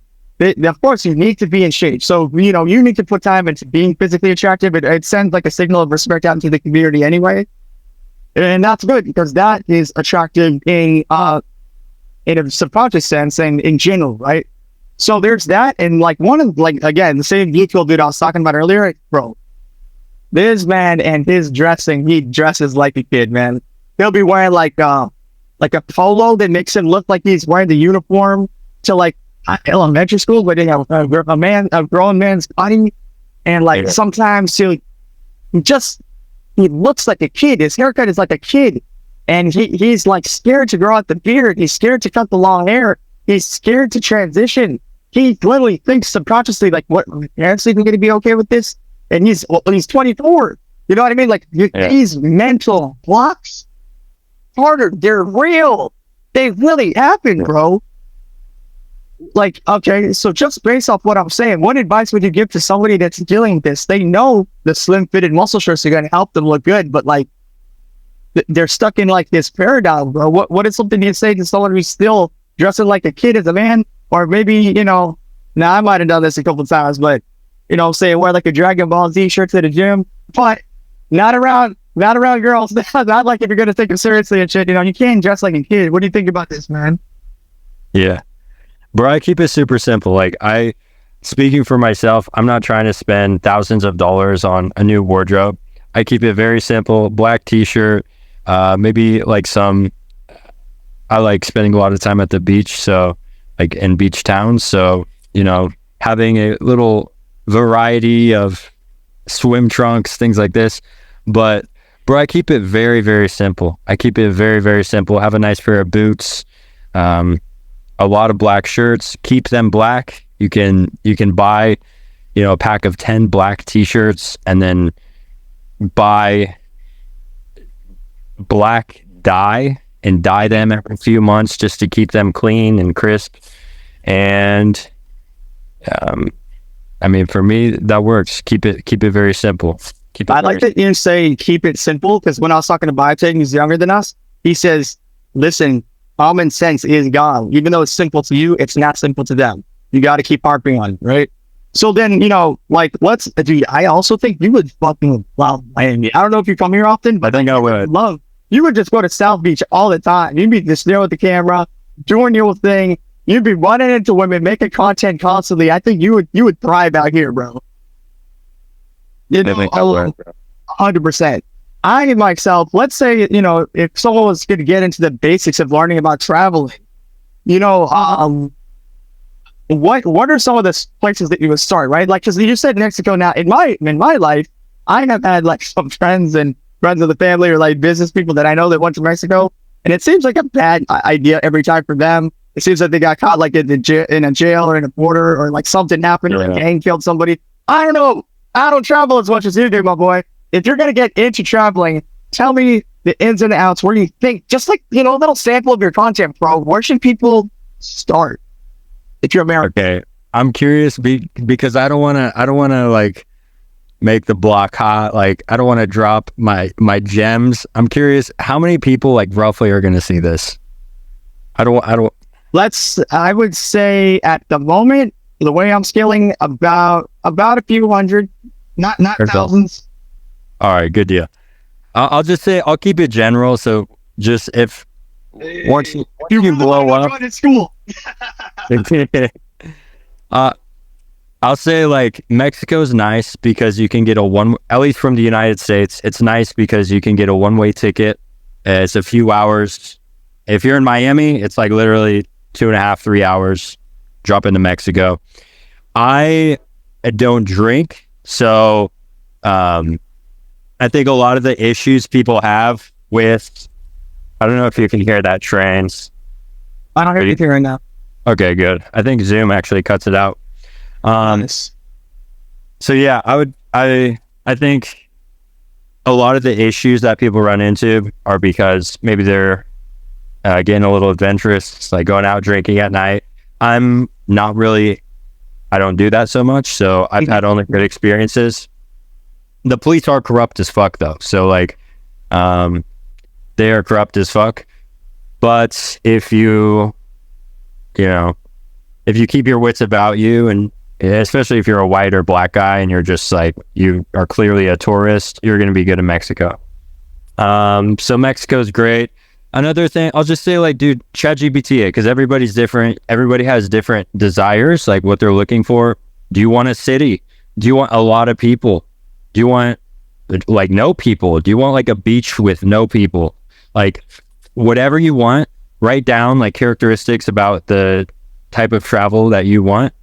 Do you want like a super easy dating market, a super easy dating market, or do you want like hot Ukrainian, Polish chick? Like, what do you want? You get clear on that and just type it into ChatGPT, and it'll come up with like, you know, top 5 locations, and then you can go into, okay, well, how do I actually, you know, book the plane ticket, get your passport, figure out how to navigate transportation, you know, how to get taxis to your Airbnb, stuff like that.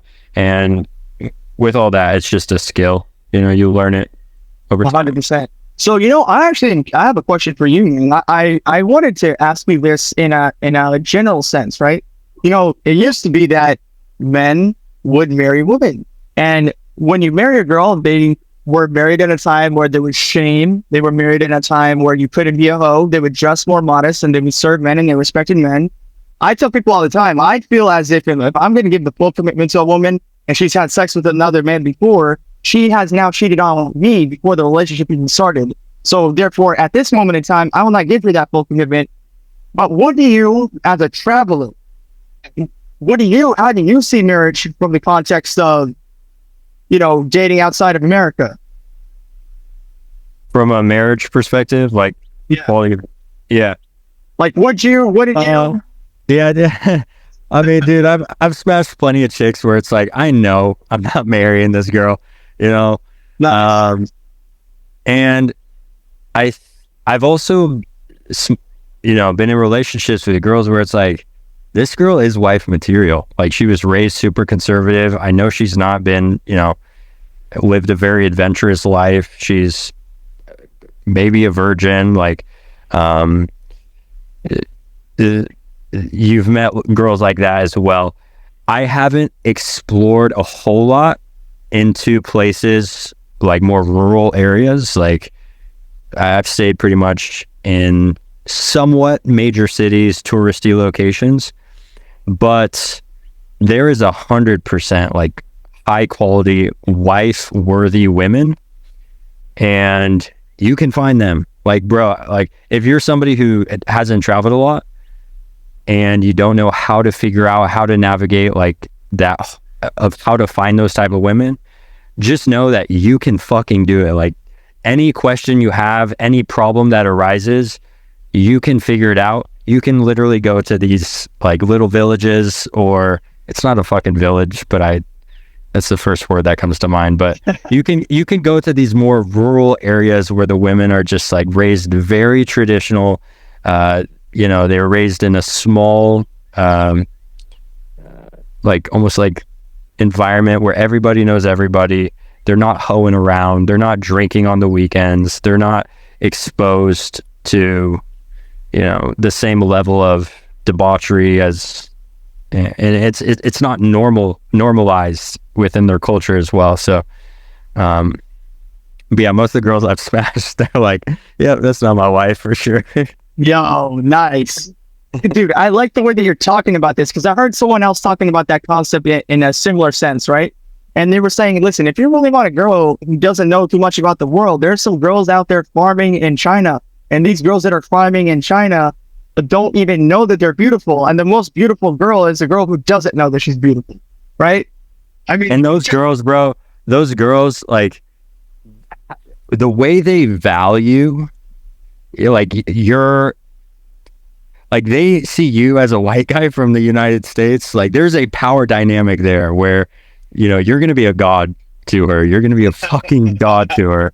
And you're going to be her savior, which I was raised very Christian. I'm pretty sure there's like biblical roots to the man is actually supposed to be like the savior of the woman. He's like the one who brings the protection. He brings the provision. He brings, you know, the security. And so it feels right, bro. Like, being with these types of women, when they value you so much, they look at you like a god. It just feels so right. It puts you in your masculine in such a fucking beautiful way. Yo, I love what you're saying, right? If you guys want the real sauce, you need to go subscribe. You need to go follow him. You need to go get on his Instagram. And you need to join the school community, bro, because my dog is giving out sauce. I'm not going to ask him all the questions where he gives out the real sauce. I'm not. If you really want to know, you're going to have to go to him, right? So let me like go ahead and talk about that a little bit. Just, you know, before I come to wrapping it up and all that stuff, I gotta give you, like, I gotta ask, you know, the real stuff here, because you're right. In Christianity, it does organize things from a point of view of like, there's God, man, woman, children. The man has to literally be the one that brings it all in, right? So I want to ask you about that socioeconomic status difference and how important that is, right? Because if I go out here and I'm traveling all around Miami, or if I'm traveling and I meet a girl and she has, like, you know, what if she's, I'm going to give you an example. What if she's a little older than me? What if she's made more money than me? What if she's experienced the world more than me? But what is the likelihood of that succeeding, right? Probably zero. But if I go to like a grocery store that's only Spanish people, like out here in Miami, there's like, instead of Publix or Walmart, there's like stores called like El Presidente, right? Where like, you'll see me, I'm like a fully rounded American dude. I got my college degree and stuff, but I speak only English. So like in socioeconomic terms, they're coming from a much lower standpoint. So when I walk around them, those girls will look at me as attractive or completely competitive. Like, fuck, I don't want to fuck around with that. I'm intimidated by this. Like that happens here in America all the time, right? But you're touching on something super important, bro. You're saying, going out there as a white dude, as here an American, which overall, overall, he's meaning like a fully developed American man. So he's out of career, right? How important is the socioeconomic difference? How important is the socioeconomic status difference important for dating? It's a different universe, bro. Like I was talking about, like where it puts you in such a masculine, like, power role, where the woman is like I remember looking at, some of my girlfriends, I'm like, and I would think to myself, I'd look at them and I'd be like, this girl's probably never going to be with a guy as good as me again in her life. Not be, in the United States, I'm like a pretty average dude. I have abs and shit. I take care of my health. So I'm like, I'd say I'm like towards, in Kansas City, I'm definitely like towards the top of like, sexual market value of men. But it's a completely different thing in these different countries. It's a completely different thing. It's like taking steroids. It's like a whole different universe, bro. Big facts, man. Because like I was describing earlier, these girls have so much experience and they're so desensitized to what a man is supposed to be that they are sexually leaning into men that are celebrities, or sexually leaning towards men that if a girl sees you, a man, having a boss and she meets the boss, she might actually start feeling feelings for your boss because she sees you having to work for him, or she sees you doing some sort of to him in a sense, or she knows that the money comes from him. So if she sees anything above you, a boss, a celebrity, politician, whoever has the most power is like when Prince Harry was getting married, every woman in the world was watching that marriage. I didn't give a fuck. When men and women are so different, I didn't even notice that until I noticed that. You know what I mean? I didn't keep up with it because they would look at the world from a different place. And if you're going to be taking my dog's course, if you're going to be watching his YouTube channel, you should know your socioeconomic advantage goes way the fuck up if you are traveling. So he's giving you game. That's why I'm only asking you like level 1 questions. I'm not even going to like level 2 or level 3. Because if you want to know this stuff, you gotta subscribe, man. Bro, I got back to the United States and it's just, I was talking to my friend, he's from the UK, so he has a similar experience where like, it's a very Western country. He goes to Mexico. We spend a lot of time in the same area. And I was talking to him, I was like, bro, how does it feel? Because we both went home for the holidays. And I asked him, how does it feel when you go home? Like, what's your motivation to approach these girls? Like, how does that feel for you? What's that experience like when you're coming from Mexico and you have all these fucking cute ass Argentinian girls and these cute Colombian and Mexican girls, Latinas? And he's like, bro, it's fucking like, it's like a comparison of, looking in the trash for food versus I have a whole bowl of ice cream behind me. Like a 3-hour flight away, I have a whole bowl of ice cream. Here, I'm eating in the trash. So that's different, man. I actually had this conversation with Biate not too long ago, right? And I have courses in the school community too, where I talk about demoralization in America, how they're pushing men down, how there is no love. Specifically because in the conversation I was having, is basically like, it's almost as if men have been outpriced. So you can pretty much use America for business, and you can use America as a way to have like an LLC and build up a business and work for some corporation until you have enough money to build up your own business. And it's almost as if you can use America for a business and almost like nothing else because our economy is all fucked up. And then the moment, like, for example, with the matchmaking thing in Japan, here's how that story went, right? I go and I do matchmaker. I'm known here as DJ Matchmaker. My matchmaking thing is for single dudes and single chicks to meet each other. It's marketed towards the singles.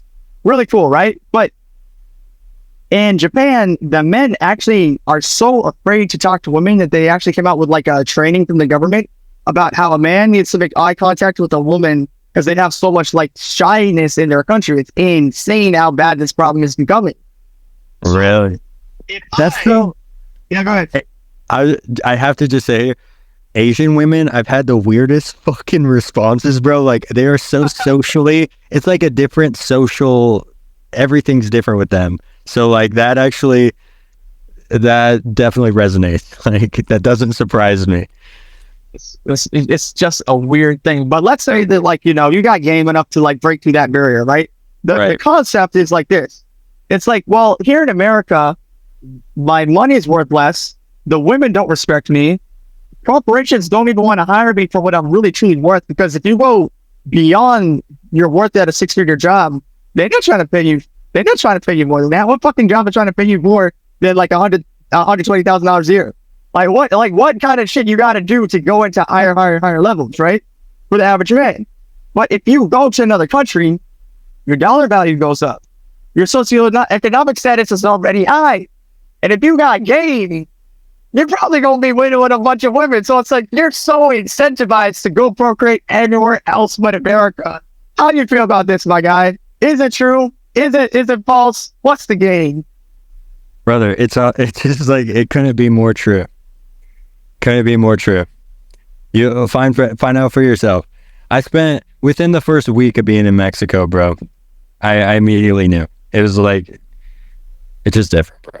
It's just different. And it's not to say like America's great in its own sense. I think America's great for I have a business here. It's great for making money. And I can only speak for Kansas City. So like, yeah, it's great for making money. But yeah, for women, bro, like if you are, here's the thing. I think a lot of guys aren't intentional with this. So like they aren't intentional about, I'm going to go to this place specifically because I know, I'm going to have a lot of dating options, but it's such a fucking powerful move, bro. And yeah, so see for yourself. Dude, 100%. Listen, man, when it comes to love for the content, I don't think you're going to have any problems. If you're ever conversate with a dude like me or me, myself, I don't think you're going to have any problem in this area with love for content at all. I think you have a lot of knowledge. I can tell that if I were to keep picking your brain and asking you for knowledge, you have a lot of gems that you could drop.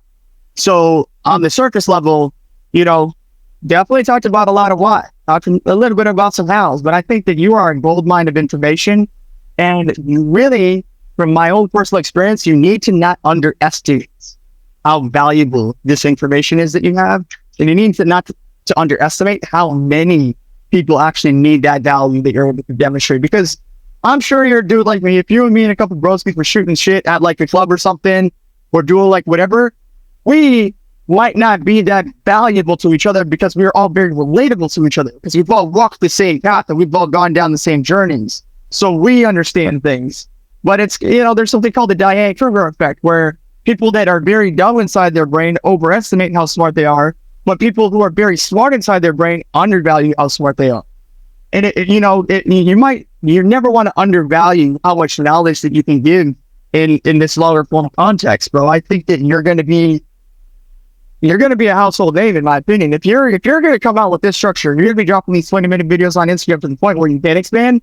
I think you're going to be a household name in over the next 5 years if you're looking at the long-term play, which most of us are in the content creation space, or as men in general, we're also looking at a longer-term play.